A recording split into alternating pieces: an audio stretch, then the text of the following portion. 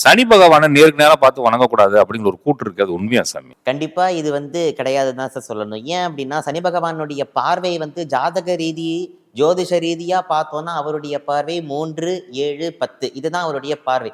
அது ஜோதிஷத்துக்கு மட்டும் தான் அந்த விதிவிலக்கே தவிர, ஆலயங்கள்ல அந்த விதிவிலக்கு கிடையாது. இப்போ உதாரணத்துக்கு சொல்லணும்னா சார், திருநள்ளாறு போறோம்.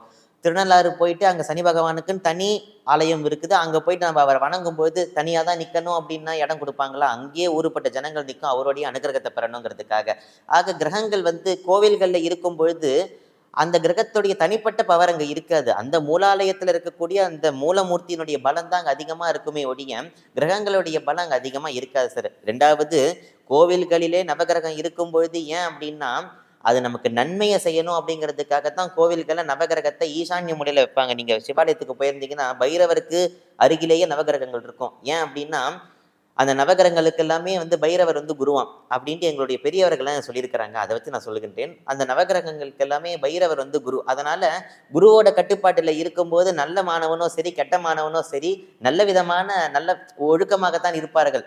அதுபோலத்தான் கிரகங்கள் என்பது சனி பகவானையும் தவிர்த்து ஏனைய கிரகங்கள் எல்லாமே கோவிலுக்குண்டு வரும்பொழுது அவர்கள் எல்லாமே சுவாமியினுடைய அடக்கத்துல நமக்கு எல்லாமே நற்பலனை கொடுப்பதற்காகத்தான் இருக்கிறார்கள் சார். அதனால சனி பகவானுக்கு நேருக்கு நேரா நின்று கும்பிடணும் அப்படின்ட்டு அதற்காக நேருக்கு நேரா போய் கும்பிடக்கூடாது. பல பேருக்கு மறைக்கிற மாதிரி கும்பிடக்கூடாது.